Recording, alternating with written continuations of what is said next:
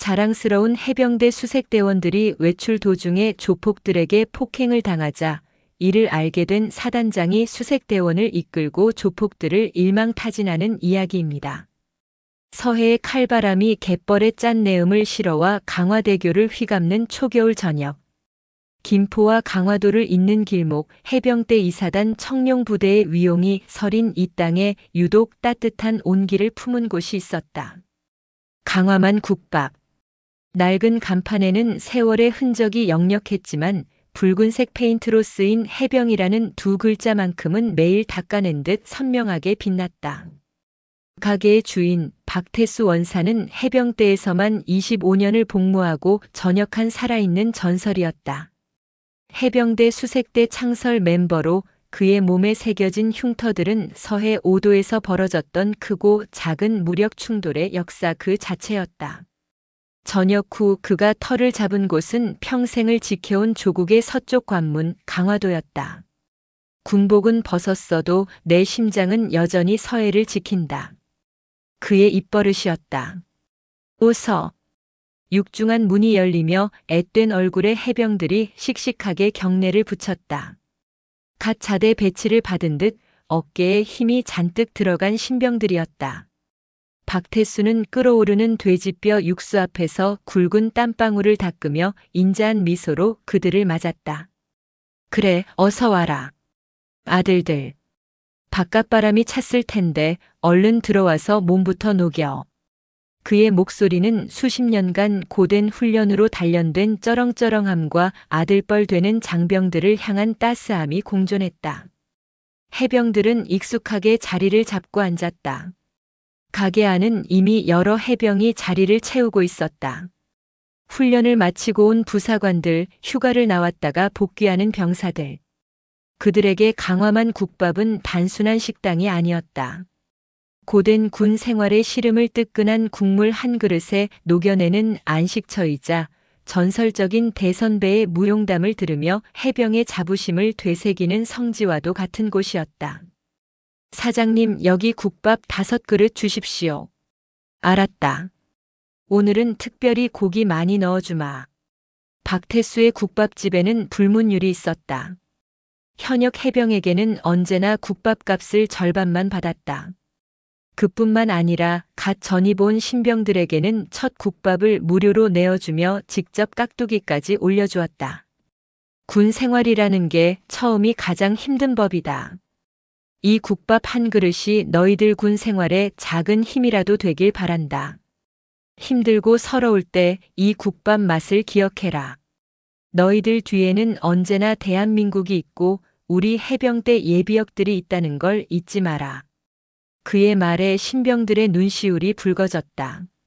사회의 무관심 속에서 때로는 외로움을 느끼던 그들에게 박태수의 존재는 아버지와도 같았다. 그의 아들 역시 현재 해병대 2사단에서 중대장으로 복무 중인 현역 대위였다. 그렇기에 박태수에게 가게를 찾는 모든 해병은 아들 같았고 조카 같았다.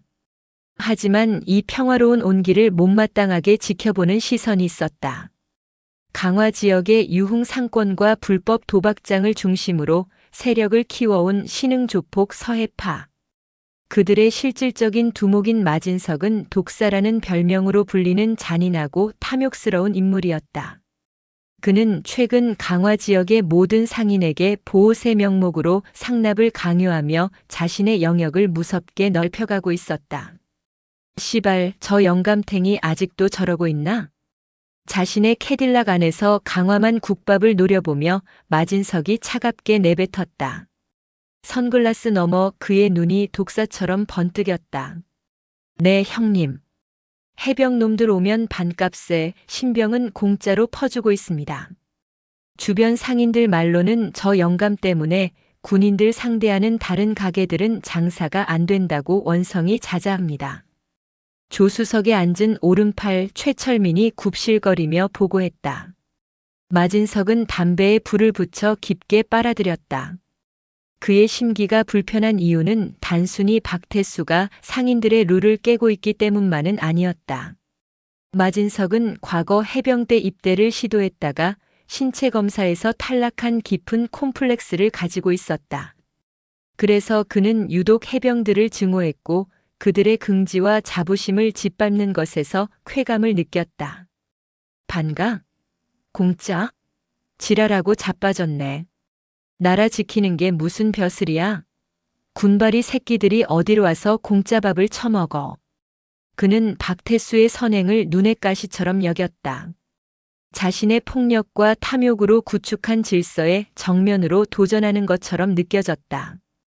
강화만 국밥에 드나드는 해병들의 씩씩한 모습, 그들을 따뜻하게 맞는 박태수의 존재 자체가 마진석에게는 참을 수 없는 모욕이었다. 최 실장, 저 영감한테 우리가 누군지 제대로 알려줘야 하지 않겠어?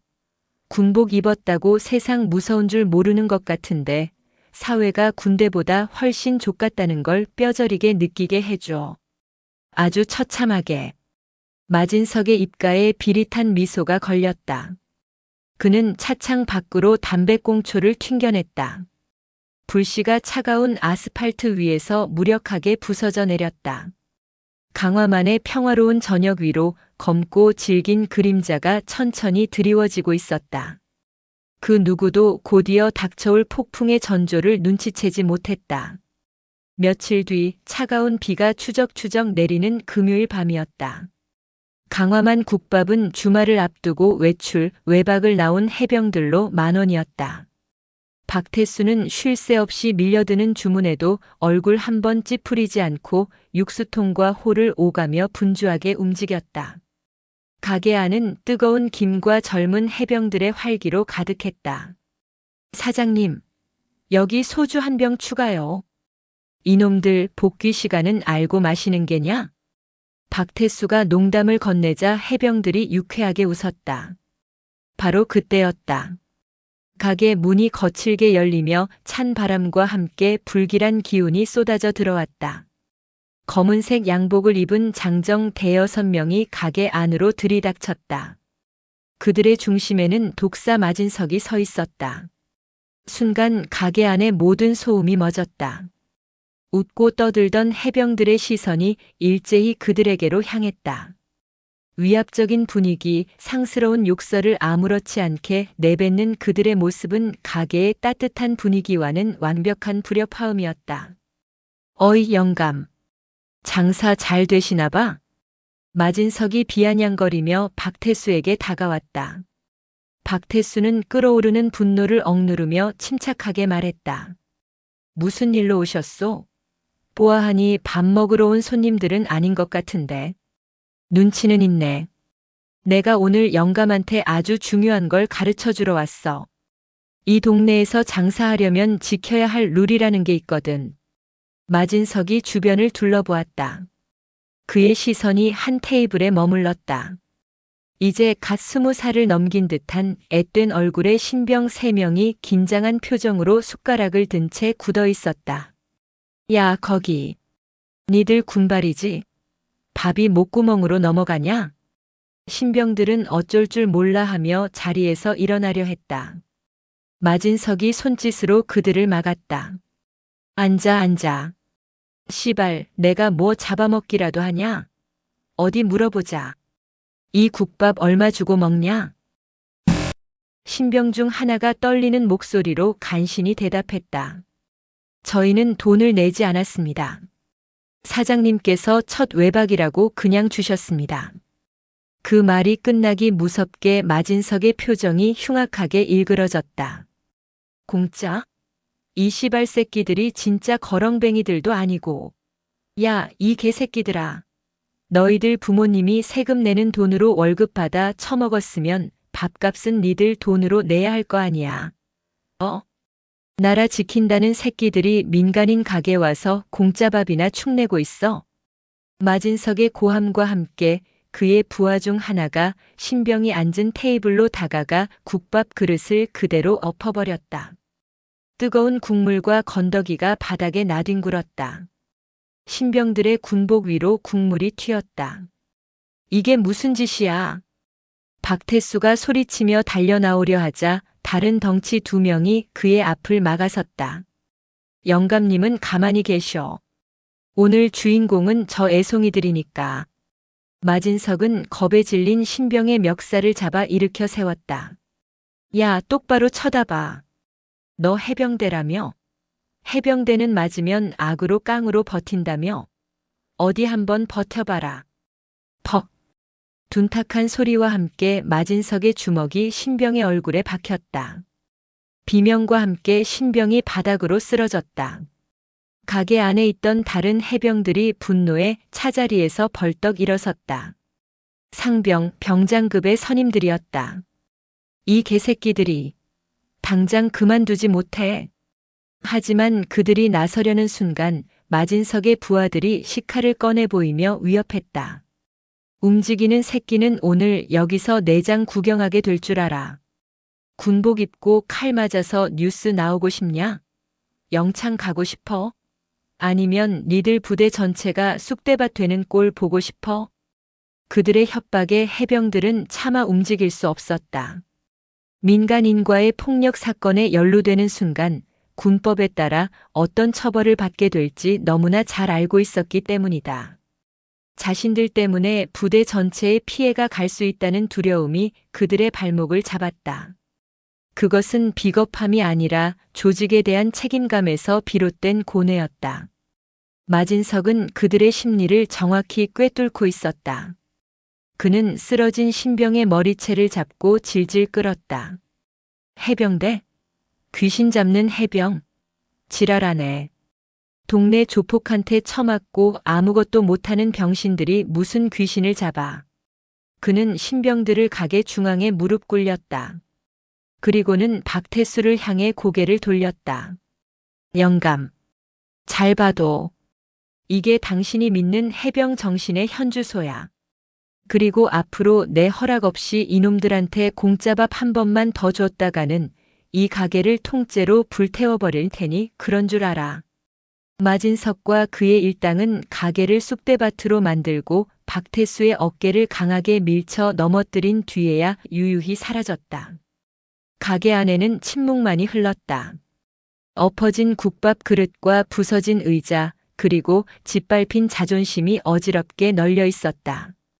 코피를 흘리며 흐느끼는 신병, 주먹을 부들부들 떨면서도 아무것도 하지 못했다는 자괴감에 빠진 선임 해병들, 그리고 망연자실하게 주저앉은 박태수. 신병들은 울면서 박태수에게 사과했다. 사장님 죄송합니다. 저희 때문에. 신고하지 말아 주십시오. 일이 커지면 저희만 힘들어집니다. 박태수는 아무 말도 할 수 없었다. 그는 피가 터진 입술을 깨물며 조용히 일어섰다. 가게를 정리하는 내내 그의 가슴 속에서는 뜨거운 무언가가 들끓고 있었다. 그것은 단순한 분노가 아니었다. 평생을 바쳐 지켜온 해병이라는 이름이 자신의 눈앞에서 자신이 아끼는 아들 같은 후배들이 무참히 짓밟히는 것을 목격한 노병의 피눈물이었다. 그날 밤 강화만의 비는 멈추지 않고 계속 내렸다. 사건은 수면 아래로 가라앉는 듯 했다. 폭행을 당한 신병들은 처벌이 두려워, 그리고 선임들에게 피해를 줄까봐 입을 굳게 닫았다. 박태수 역시 후폭풍을 걱정하는 아들의 만류와 무엇보다 어린 해병들의 장래를 생각해 경찰에 신고하지 않았다. 서해파는 자신들의 폭력 앞에 강인하다던 해병대조차 무력했다는 사실에 의기양양했고 강화 지역의 상인들을 더욱 거세게 옥죄기 시작했다. 하지만 세상에 완벽한 비밀은 없었다. 그날 밤에 치욕을 목격했던 한 부사관이 고심 끝에 익명으로 해병대 2사단 지휘부에 투서를 넣은 것이다. 투서는 여러 단계를 거쳐 마침내 사단장실에 도착했다. 해병대 제2사단장 이강한 소장. 그는 불곰이라는 별명처럼 우직하고 강직한 성품의 지휘관이었다. 해병대 내에서도 손꼽히는 전략가이자 자신의 부하들을 위해서라면 그 어떤 것도 두려워하지 않는 진정한 군인이었다. 그의 집무실 벽에는 누가 조국의 칼끝을 무디게 하는가라는 서슬퍼런 글귀가 걸려 있었다. 이강한 사단장은 참모에게서 건네받은 보고서를 읽어내려갔다. 처음에는 무표정했던 그의 얼굴이 점차 굳어지기 시작했다. 강화만 국밥, 박태수 원사, 서해파 마진석, 신병 집단 폭행, 그리고 해병 모욕. 단어 하나하나가 그의 눈에 비수처럼 박혔다. 이게 사실인가? 그의 목소리는 낮았지만 집무실의 공기를 얼어붙게 할 만큼 차가웠다. CCTV와 여러 경로를 통해 확인한 결과 투서 내용은 모두 사실인 것으로 판단됩니다. 장군님. 피해 병사들은 보복과 징계가 두려워 전부 함구하고 있는 상황입니다. 참모의 보고가 끝나자 이강한 사단장은 자리에서 일어나 창가로 걸어갔다. 그의 시선은 창밖의 연병장을 넘어 김포와 강화를 가로지르는 바다 그리고 그 너머에 보이지 않는 적을 향해 있었다. 그는 지금 당장이라도 포문을 열라고 명령할 수 있는 막강한 화력을 지휘하는 사단장이었다. 그런데 그의 심장과도 같은 부하들이 불과 몇 킬로미터 떨어진 곳에서 민간인도 아닌 조폭 무리에게 짓밟히고 모욕당했다. 이강한 사단장의 뇌리 속에는 한 사람의 얼굴이 스쳐 지나갔다. 박태수 원사. 20여 년 전 이강한이 위태로운 서해의 한 섬에서 초임 장교로 근무하던 시절 그의 목숨을 구해준 생명의 은인이자 해병의 혼을 가르쳐준 스승 같은 존재였다. 당시 부사관이었던 박태수는 포탄이 빗발치는 상황에서도 부상당한 이강한 중위를 업고 수 킬로미터를 달려왔다. 해병은 전우를 버리지 않는다. 그때 박태수가 헐떡이며 했던 말이 아직도 그의 귓가에 생생했다. 그런 그가 그의 가게에서 그의 아들 같은 해병들이 폭행당했다. 이것은 단순한 폭행 사건이 아니었다. 해병대 2사단 전체, 아니 대한민국 해병대 전체의 명예에 대한 정면 도전이었다. 참모장. 예, 장군님. 경찰은 지금 뭘 하고 있나?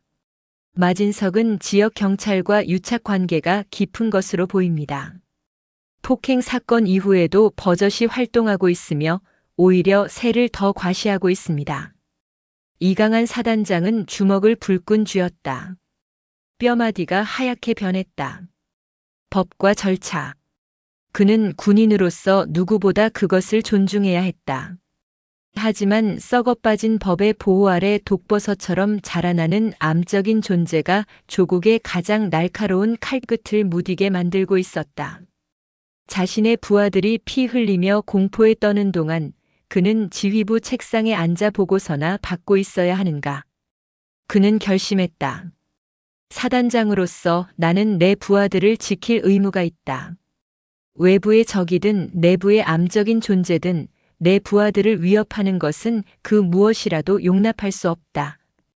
이강한 사단장은 다시 책상으로 돌아와 수화기를 들었다. 일반 전화선이 아닌 비상지휘망이었다. 나 사단장이다. 수색 대대장, 지금 즉시 내 집무실로.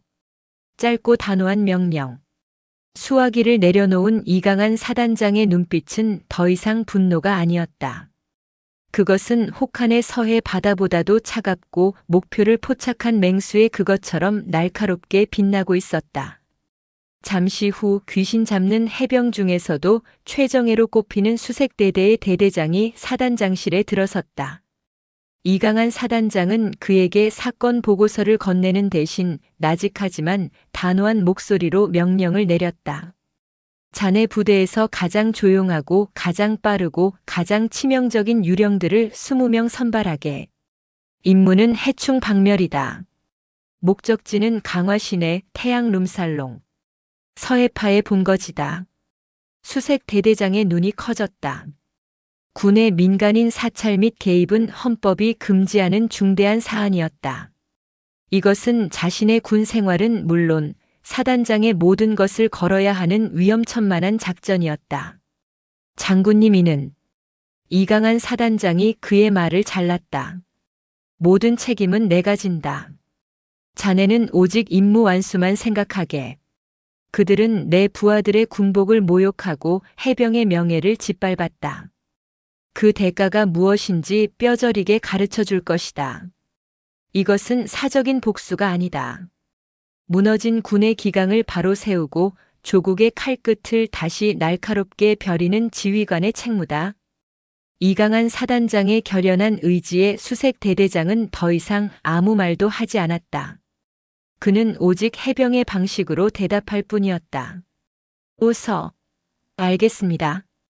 그날 밤 해병대 2사단의 심장부에서 그 누구도 예상치 못한 비밀 작전이 조용히 태동하고 있었다. 법의 심판이 아닌 해병의 심판을 위한 작전이었다. 강화만의 어둠 속으로 20명의 유령들이 움직일 준비를 시작했다.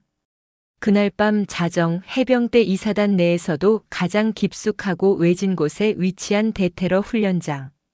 서해의 검은 파도 소리만이 간간히 들려오는 그곳에 20개의 그림자가 도열해 있었다. 방금 전까지 각자의 내무반에서 고요히 잠들어 있어야 할 시간, 그들은 완전 무장을 한 채 서 있었다. 해병대 수색대 그 중에서도 극비의 임무만을 수행하기 위해 선발된 고스트 팀이었다. 그들의 군복에는 계급장도 이름표도 부대 마크도 없었다. 오직 어둠과 하나가 되기 위한 검은색 전투복뿐. 얼굴은 위장 크림으로 뒤덮여 개개인의 표정을 읽을 수 없었다. 손에는 K-워너 기관단총 대신 소음기가 장착된 권총과 비살상용 테이저건 그리고 묵직한 특수 3단봉이 들려 있었다. 그들의 임무가 사살이 아닌 제압과 응징에 있음을 보여주는 장비 구성이었다. 팀을 이끄는 이는 수색 중대 최선임인 김민준 대위였다. 그는 이라크 파병과 해적 소탕 작전까지 경험한 베테랑 중의 베테랑이었다. 그는 고요히 서 있는 팀원들 앞을 천천히 오갔다. 그의 발걸음 소리조차 거의 들리지 않았다.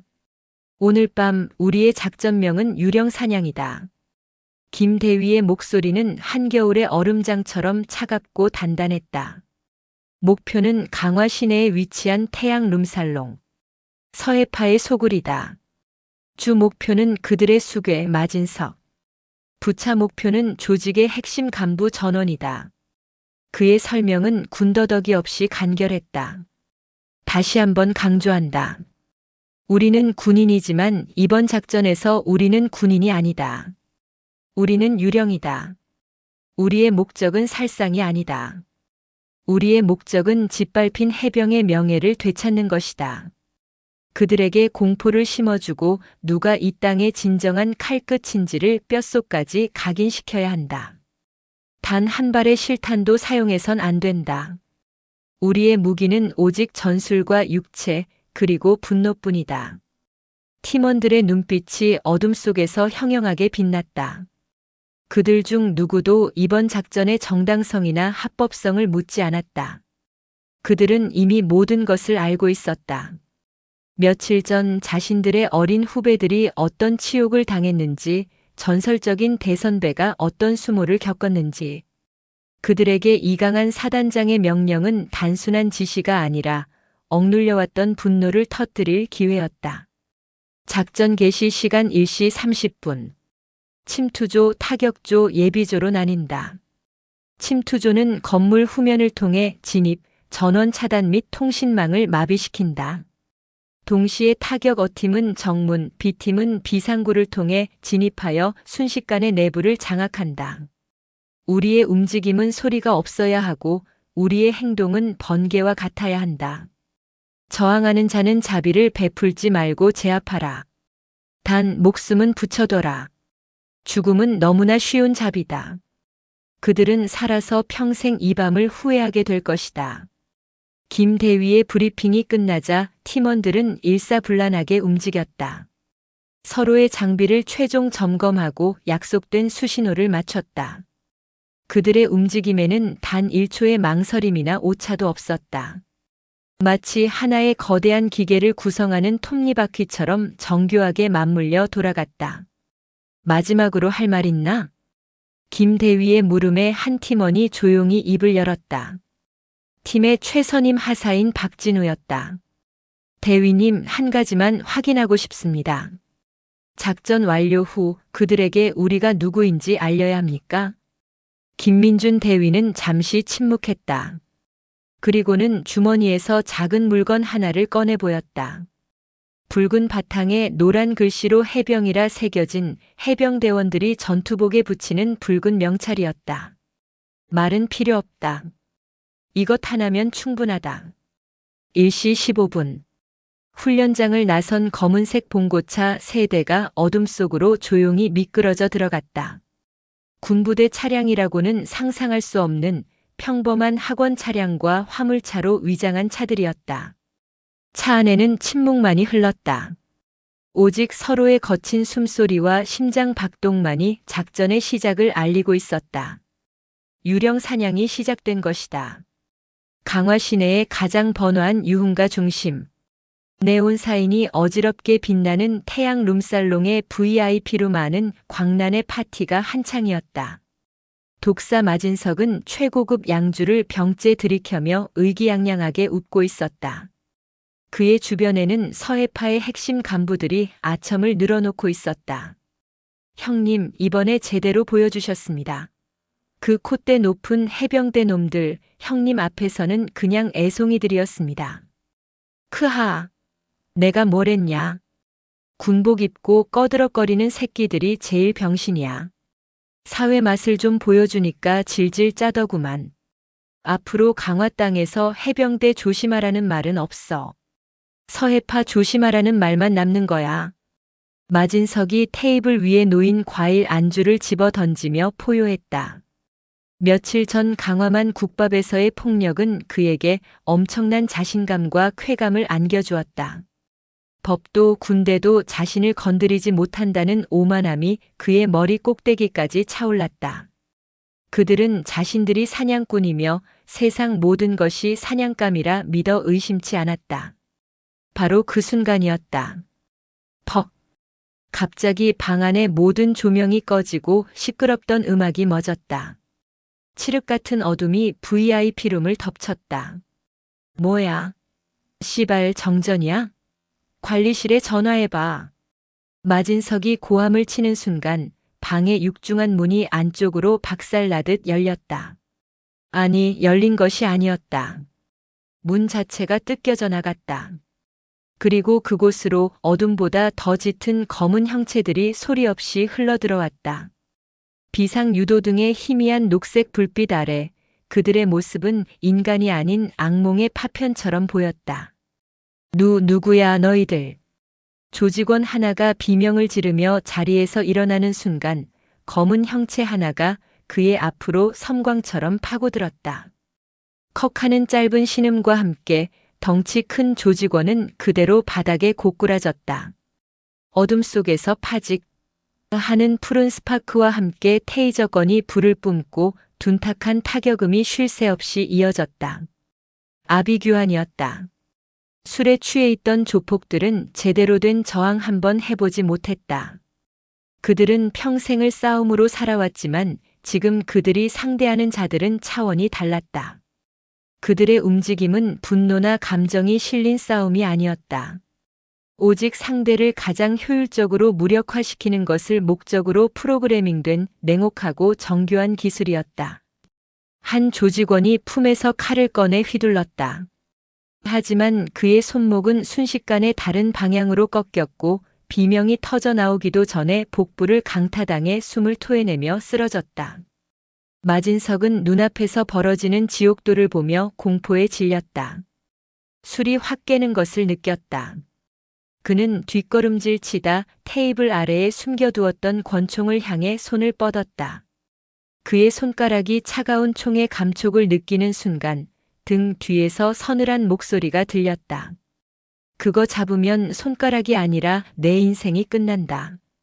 마진석이 경악하며 돌아보았다. 어느새 그의 등 뒤에 그림자처럼 서 있는 남자. 김민준 대위였다. 마진석은 본능적으로 총을 휘두르며 방아쇠를 당기려 했다. 하지만 김 대위의 움직임이 훨씬 빨랐다. 그는 마진석의 손목을 꺾어 총을 빼앗은 뒤 팔꿈치로 그의 명치를 정확하게 가격했다. 하는 소리와 함께 마진석이 바닥에 쓰러져 개구리처럼 헐떡였다. 불과 3분. VIP룸 안에 서해파 조직원 15명 전원이 케이블 타이로 손발이 묶인 채 바닥에 널브러졌다. 단 한 명의 유령도 상처 하나 입지 않았다. 작전은 완벽했다. 김민준 대위는 헐떡이는 마진석의 머리채를 잡아 끌어올렸다. 그리고 며칠 전 그가 어린 해병에게 했던 것과 똑같이 그의 뺨을 천천히 그리고 아주 강하게 후려쳤다. 짝 하는 소리가 방안을 울렸다. 아프냐? 김대위가 차갑게 물었다. 이게 내가 감히 신성한 군복에 손을 댄 대가다. 이게 내가 감히 해병의 명예를 짓밟은 대가다. 우리는 너희 같은 버러지들을 죽이기 위해 훈련받지 않는다. 우리는 국가를 지키기 위해 존재한다. 하지만 국가 안에서 너희 같은 암적인 존재가 자라난다면 그것을 도려내는 것 또한 우리의 임무다. 김대위는 마진석을 다른 조직원들 앞으로 끌고 가 무릎을 꿇렸다. 공포에 질린 그의 눈앞에 김대위는 붉은 해병 명찰을 천천히 떨어뜨렸다. 마진석의 동공이 지진이라도 난 듯 흔들렸다. 그는 이제야 자신들이 건드린 존재가 누구인지 깨달았다. 그들은 조폭이 아니었다. 그들은 군대였다. 기억해라. 오늘 밤 너희를 심판한 것은 유령이다. 다시 한번 이 땅에서 쓰레기 같은 짓을 벌인다면 다음에는 유령이 아니라 저승사자가 찾아올 것이다. 김대위와 고스트팀은 들어왔을 때처럼 소리 없이 사라졌다. 방 안에는 처참하게 널브러진 서해파 조직원들과 바닥에 떨어진 붉은 명찰 하나만이 남아 있었다. 잠시 후 멀리서부터 경찰 사이렌 소리가 희미하게 들려오기 시작했다. 누군가가 건 공중전화의 익명신고가 접수된 후였다. 다음 날 아침 강화도는 발칵 뒤집혔다. 지역 언론은 물론 중앙방송사 뉴스까지 강화도 조폭 조직 괴멸 수준의 집단 피습이라는 자극적인 제목으로 밤사이에 사건을 대서특필했다. 최초로 현장에 출동했던 경찰들은 혀를 내둘렀다. 수십 명에 달하는 서해파 조직원들이 손발이 묶인 채 발견되었고 현장은 아수라장이었지만 이상하게도 중상자는 없었다. 대부분 타박상과 탈진 증세였고 마치 전문가에게 제압당한 듯 저항의 흔적이 거의 없었다. 경찰 수사는 처음부터 난관에 부딪혔다. 건물 내외부의 모든 CCTV는 하드디스크가 통째로 사라진 상태였고 유일한 증인인 서해파 조직원들은 공포에 질려 귀신에게 당했다 혹은 검은 그림자들만 보였다는 횡설수설만 늘어놓았다. 그들의 두목 마진석은 턱뼈에 금이 가고 정신적인 충격으로 실어증 증세까지 보였다. 그들의 오만함은 하룻밤 사이에 산산조각 나 있었다. 여론은 들끓었다. 시민들은 통쾌하다는 반응을 보였다.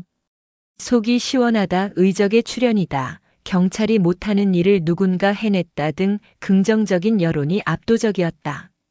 일부에서는 너무 과격한 사적 제재가 아니냐는 우려도 있었지만 서해파의 악행에 시달려온 강화 지역 상인들과 주민들은 환호성을 질렀다. 강화만 국밥의 박태수 원사 역시 아침 뉴스를 통해 소식을 접했다.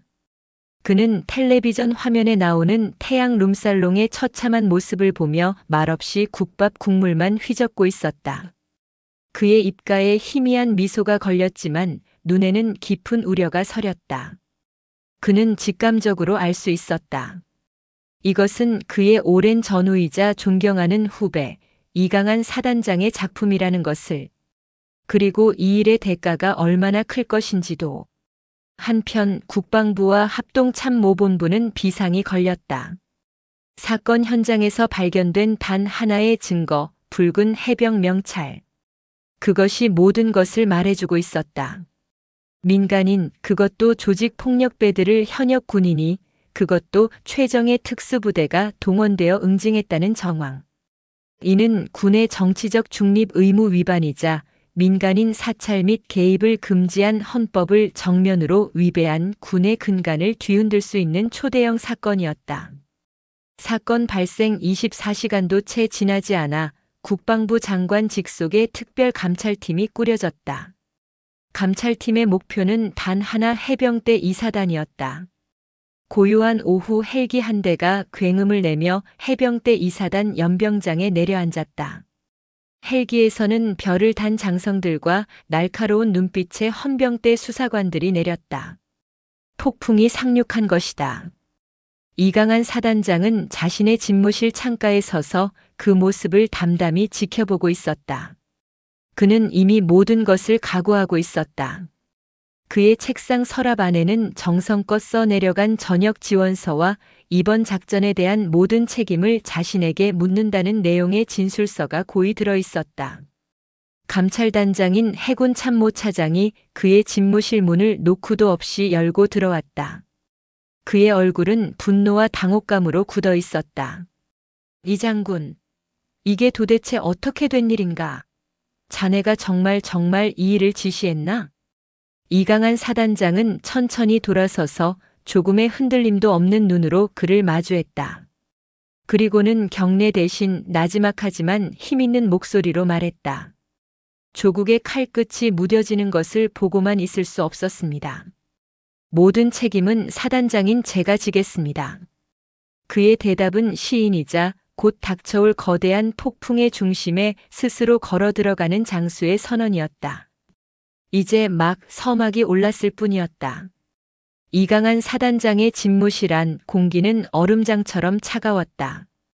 국방부 특별감찰단장의 추궁에도 이강한의 표정은 미동조차 없었다.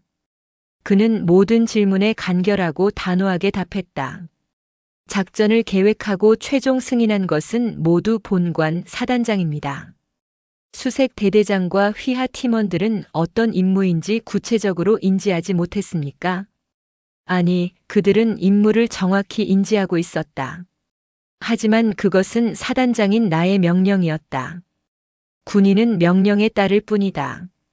만약 그 명령이 위법했다면 그 책임은 오직 명령권자에게 있다. 내 부하들에게는 어떠한 죄도 없다. 이강한은 강철 방벽처럼 자신을 방패 삼아 부하들을 감쌌다. 그는 작전에 참여한 20명의 유령은 물론 임무를 전달한 수색 대대장의 이름조차 단 한 번도 입에 올리지 않았다. 그의 태도는 완고했다. 모든 화살은 자신이 맞겠다는 무언의 선언이었다. 결국 그날 오후 국방부는 속전속결로 결정을 내렸다. 이강한 소장은 즉시 직위 해제되었고 군 형법상 지휘권 남용 및 불법 병력 동원 혐의로 군사경찰대에 긴급 체포되었다. 해병대 2사단 청룡부대는 창설 이래 처음으로 사단장이 현장에서 체포되는 치욕적인 역사를 맞이했다. 이 소식은 즉시 언론을 통해 전국으로 퍼져나갔다. 처음에는 의적으로 칭송받던 분위기는 탈선한 군 지휘관, 헌법 위에 군림하려 했나라는 비판적인 헤드라인으로 뒤바뀌기 시작했다. 군의 엄정한 기강과 문민 통제 원칙을 강조하는 목소리가 힘을 얻었다. 이강한 사단장은 순식간에 영웅에서 범죄자로 추락하는 듯 보였다. 강화만 국밥의 박태수 원사는 텔레비전 뉴스 속보를 통해 수갑을 찬 채 군사경찰대 차량으로 호송되는 이강한의 모습을 보았다. 화면 속 이강한의 모습은 조금도 위축되지 않고 꼿꼿했다. 박태수는 그 모습을 보며 가슴이 미어지는 것 같았다.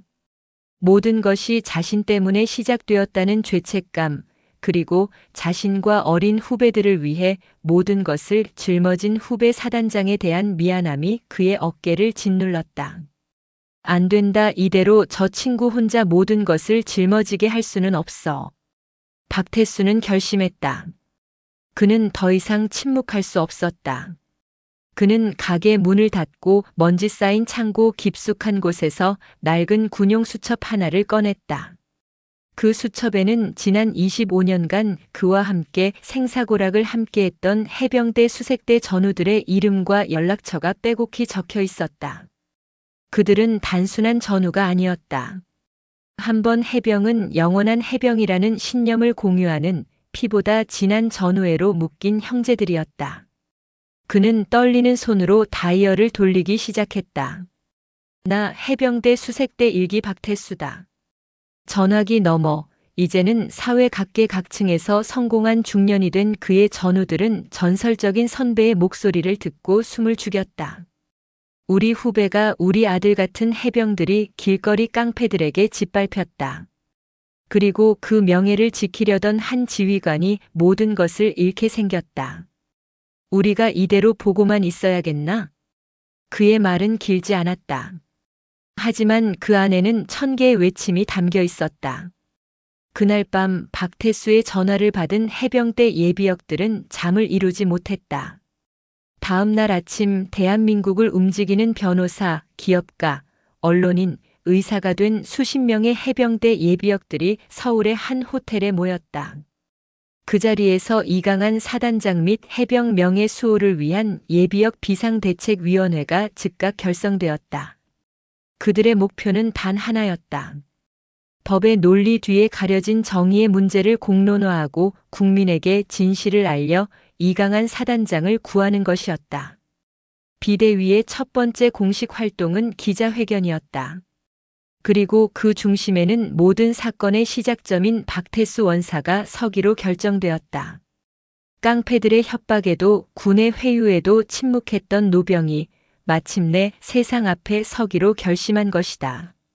며칠 뒤 서울 프레스센터 기자회견장은 수백 명의 취재진으로 발 디딜 틈이 없었다.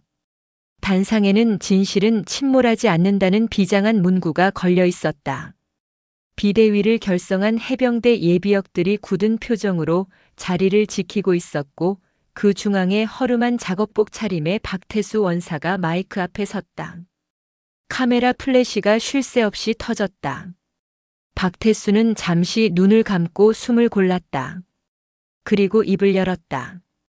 그의 목소리는 떨렸지만 그 안에 담긴 내용은 그 어떤 웅변가의 연설보다도 힘이 있었다. 저는 평생을 대한민국 해병으로 살아온 박태수입니다. 저는 오늘 이 자리에 한 군인의 명예를 위해 그리고 이 땅의 모든 군인의 부모와 같은 마음으로 섰습니다. 그는 며칠 전 강화만 국밥에서 벌어졌던 일을 담담히 이야기했다. 조폭들의 만행, 공포에 질려 떨던 어린 신병들의 얼굴, 그들의 군복 위로 쏟아졌던 뜨거운 국밥, 그리고 군발이 새끼들이라며 해병 전체를 모욕하던 마진석의 목소리까지.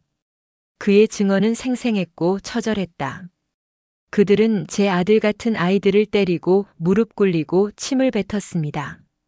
법이요? 경찰이요? 그들은 그곳에 없었습니다. 그곳에는 오직 공포와 치욕만 있었습니다. 제 어린 후배들은 보복이 두려워 부대에 피해가 갈까봐 신고조차 하지 못했습니다. 이것이 과연 정상적인 나라입니까? 기자회견장은 숙연해졌다. 박태수는 목이 메어 잠시 말을 멈췄다가 결연한 목소리로 말을 이었다. 이강한 사단장은 제게 생명의 은인이며 제가 아는 가장 참된 군인입니다.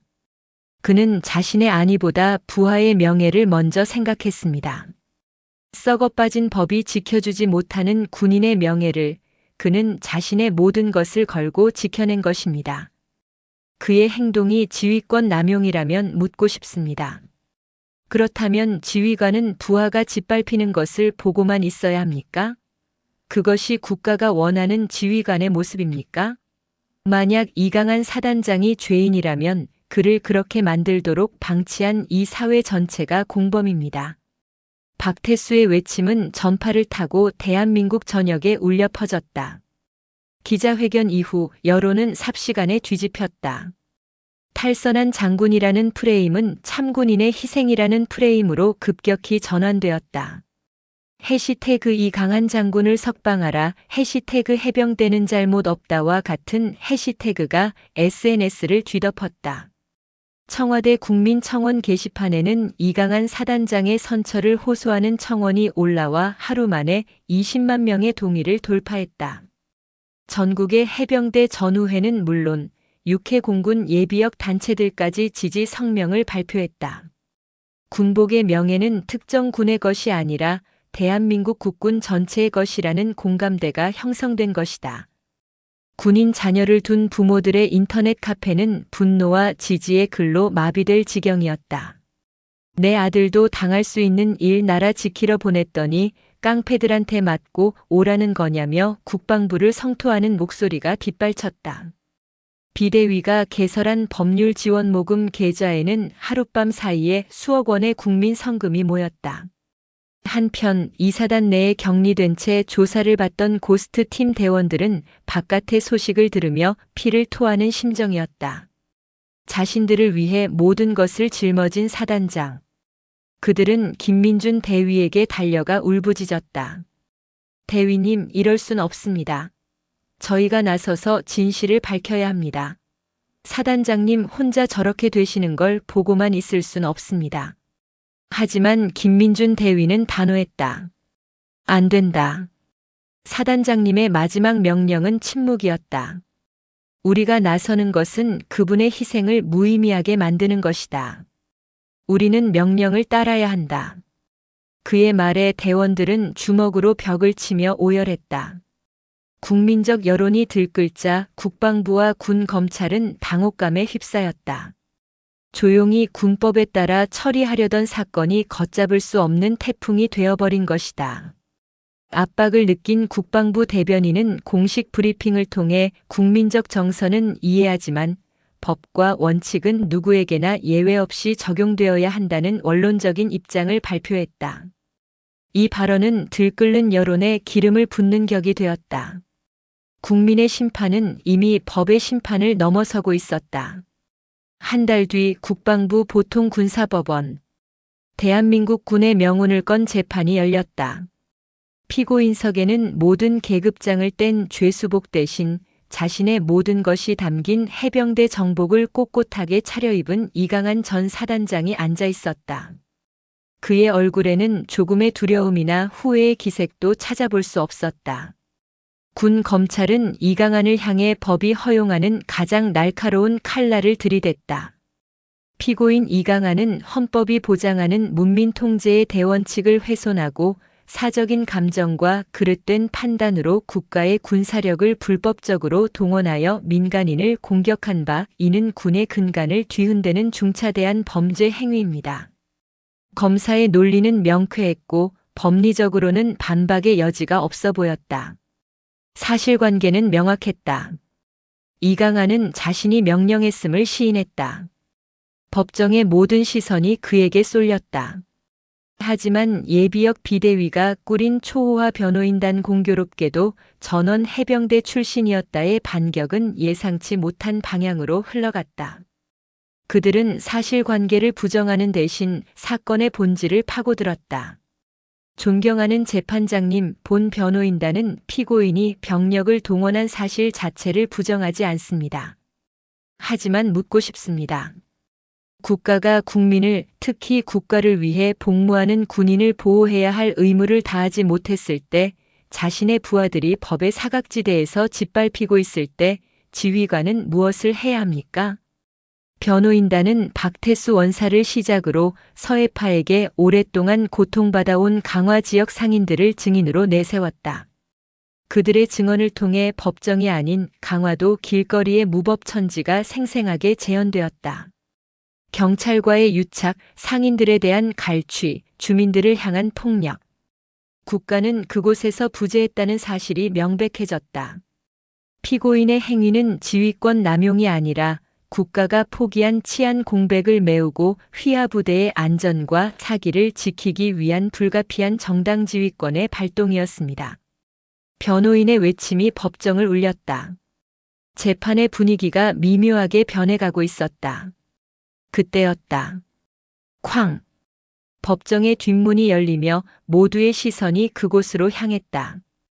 그곳에는 20명의 해병이 서 있었다. 완벽하게 각 잡힌 해병대 정복 차림, 그들은 바로 고스트 팀이었다. 격리 조치와 사단장의 명령을 어기고 그들은 스스로 법정으로 걸어 들어온 것이다. 김민준 대위를 필두로 한 그들은 재판장을 향해 일사불란하게 경례를 붙였다. 법정이 술렁였다.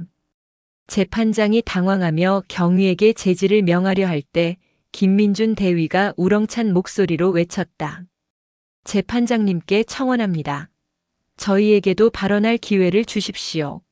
이 사건의 진정한 피고인은 이강한 장군님 한 분이 아닙니다. 바로 저희 20명 모두입니다. 재판장의 허가가 떨어지자 김민준 대위가 증인석으로 걸어나갔다. 그는 피고인석에 앉은 이강한을 향해 고개를 숙여 보였다. 이강한은 말없이 그를 바라보았다. 그의 눈빛은 질책이 아닌 자랑스러움과 안타까움이 뒤섞여 있었다. 김민준 대위는 재판장과 배심원들을 향해 돌아섰다. 저희는 강압적인 명령의 피해자가 아닙니다. 저희는 기꺼이 작전에 참여했습니다. 깡패들에게 짓밟힌 것은 저희의 어린 동생들이었고 모욕당한 것은 저희 모두의 군복이었습니다. 그날 밤 저희는 사적인 복수를 하러 간 것이 아닙니다. 땅에 떨어진 해병의 명예를 저희 손으로 다시 일으켜 세우러 갔던 것입니다. 만약 법을 어긴 것이 죄라면 그 죄는 명령을 내리신 장군님 한 분의 것이 아닙니다. 그 명령을 영광으로 생각하며 수행한 저희 20명 모두의 죄입니다. 부디 저희를 벌하여 주십시오. 김 대위의 증언이 끝나자 뒤에 서 있던 19명의 대원들이 일제히 외쳤다. 저희를 벌하여 주십시오. 그것은 군법을 뒤흔드는 항명이자 지휘관을 향한 가장 뜨거운 충성의 외침이었다. 법정은 완벽한 침묵에 휩싸였다. 재판관들은 판결을 위해 퇴정했고 이강한은 자리에서 일어나 자신을 향해 깸꽃이 서 있는 20명의 유령들을 바라보았다. 그의 입가에 처음으로 아주 옅은 미소가 떠올랐다. 이제 판결만이 남아 있었다. 법정의 시간은 멈춘 듯 했다. 재판관들이 퇴정한 후 그 짧은 시간은 영겁처럼 길게 느껴졌다. 이강한은 피고인석에 미동도 없이 앉아 있었고 그의 등 뒤에서는 20명의 유령들이 마치 그를 호위하는 근위대처럼 굳건히 서 있었다. 박태수 원사는 떨리는 손을 마주잡고 기도를 올렸다. 온 국민이 TV와 라디오를 통해 숨죽이며 재판의 결과를 기다리고 있었다. 마침내 재판관들이 다시 입장하고 재판장이 자리에서 일어났다. 법정 안에 모든 이들이 기립했다. 재판장이 판결문을 천천히 읽어 내려가기 시작했다. 피고인 이강한 전 해병대 제2사단장. 재판장의 목소리는 낮고 엄숙했다. 피고인은 군 형법 제47조 지휘권 남용의 죄를 범한 사실이 명백히 인정된다. 헌법이 규정한 문민 통제의 원칙을 위배하고 사적으로 병력을 동원한 행위는 그 어떤 이유로도 정당화될 수 없는 중대한 위법 행위이다. 거기까지 선고가 내려졌을 때 방청석에서는 탄식이 터져나왔다. 박태수는 눈을 질끈 감았다. 유죄. 모든 것이 끝났다고 생각하는 순간 재판장이 말을 이었다. 하지만 본 재판부는 이 사건의 이면에 존재하는 진실을 외면할 수 없다. 재판장은 고개를 들어 피고인석의 이강한과 방청석을 둘러보았다. 국가가 마땅히 보호했어야 할 젊은 군인들이 법의 보호를 받지 못하고 폭력에 무방비로 노출되었던 점, 지역 법질서가 사실상 마비 상태에 이르러 부대의 안녕과 기강에 실질적인 위협이 되었다고 판단되는 점, 그리고 무엇보다 자신의 안위를 돌보지 않고 오직 부하들의 짓밟힌 명예를 지키고자 했던 피고인의 순수한 동기를 참작하지 않을 수 없다. 또한 피고인을 위해 탄원한 수십만 국민의 목소리 역시 법의 이름으로 외면할 수 없는 이 시대의 또 다른 판결문이다. 재판장은 잠시 숨을 고른 뒤 최종 판결을 내렸다. 이에 본 재판부는 피고인 이강한에게 징역 2년을 선고한다. 다만 이 모든 상황을 고려하여 그 형의 집행을 3년간 유예한다. 또한 피고인은 이 판결과 동시에 불명예 전역이 아닌 명예로운 강제 전역 조치에 처한다. 유죄 하지만 사실상의 무죄. 법의 테두리 안에서 내릴 수 있는 가장 파격적이고 인간적인 판결이었다. 군복은 벗어야 하지만 그의 명예는 지켜주겠다는 사법부의 고뇌가 담긴 결정이었다. 판결이 끝나자마 비법정안은 와 같은 함성과 박수 그리고 울음이 뒤섞여 터져나왔다. 해병대 예비역들은 서로를 부둥켜 안고 울부짖었고 고스트 팀 대원들은 그 자리에서 이강한을 향해 소리 없이 거수경례를 올렸다. 이강한은 담담한 표정으로 판결을 받아들인 뒤 방청석의 박태수를 향해 말없이 고개를 숙였다. 두 노병의 눈빛이 허공에서 마주쳤다. 그 눈빛 속에는 수만 가지의 감정이 오가고 있었다. 이강한의 희생은 헛되지 않았다. 이 사건을 계기로 대한민국 사회는 거대한 변화를 맞이했다. 서해파는 와해되었고 마진석을 비롯한 조직원들은 재수사를 통해 과거의 범죄까지 모두 드러나 중형을 선고받고 법의 심판을 받았다. 여론의 등 떠밀린 국회는 군인 인권보호특별법을 발의하여 민간인으로부터 폭행이나 부당한 대우를 받은 군인들을 국가가 직접 보호하고 법률 지원을 하도록 하는 제도를 마련했다. 또한 전국 군부대 주둔 지역의 조직 폭력배에 대한 대대적인 소탕 작전이 시작되었다. 시간이 흘러 강화도에는 작은 기념비가 하나 세워졌다. 강화만 국밥이 멀리 보이는 언덕이었다. 예비역들과 지역 주민들이 함께 세운 기념비에는 이런 문구가 새겨졌다. 군복을 입은 자는 국민으로부터 보호받아야 한다. 박태수의 국밥집은 더 이상 단순한 식당이 아니었다. 해병들과 지역 주민들이 함께 어울려 웃고 떠드는 사랑방이자 강화도를 찾는 모든 이들이 한 번쯤 들러 그날의 의로운 희생을 기리는 명소가 되었다. 박태수는 여전히 매일 아침 돼지뼈를 고아 육수를 내며 찾아오는 해병들의 어깨를 두드려 주었다. 그의 아들 박대위는 소령으로 진급하여 아버지와 이강한의 뒤를 잇는 훌륭한 지휘관으로 성장하고 있었다. 그리고 이강한. 군복을 벗은 그는 조용히 사라지는 대신 새로운 삶을 시작했다. 국민들이 모아준 성금과 예비역들의 지원을 바탕으로 그는 서울 서초동에 전역군인 지원센터를 설립했다. 군 생활 중 어려움을 겪거나 전역 후 사회 적응에 힘들어하는 군인들을 위해 무료 법률 상담, 취업 지원, 심리 치료를 제공하는 곳이었다. 장군이었던 그는 이제 상처받은 군인들의 마음을 보듬는 따뜻한 상담가가 되어 있었다. 어느 화창한 봄날 오후, 강화만 국밥은 여느 때처럼 활기가 넘쳤다. 박태수가 갓 끓여낸 국밥을 나르던 중 가게 문이 열리며 익숙한 얼굴이 들어섰다. 말끔한 민간인 복장이었지만 그 위엄과 기상은 여전한 이강한이었다. 두 사람은 아무 말 없이 서로를 마주보며 웃었다.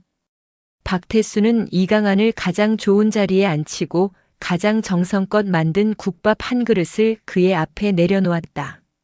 이제야 제대로 국밥 한 그릇 대접하네, 장군님. 이제 장군 아닙니다, 원사님. 그냥 해병입니다. 두 사람은 마주 앉아 뜨거운 국밥을 먹었다. 창밖으로는 새로 자대 배치를 받은 듯한 어린 해병들이 씩씩한 걸음으로 걸어가고 있었다. 그 모습을 바라보는 두 노병의 얼굴에 따스한 햇살이 드리워졌다. 한 사람의 고결한 희생으로 시작된 이야기는 단순한 복수국을 넘어 사회를 바꾸고 새로운 희망을 싹 틔우는 아름다운 결말로 막을 내리고 있었다. 그들의 희생과 용기가 헛되지 않았음을 강화만의 눈부신 봄 햇살이 증명해주고 있었다.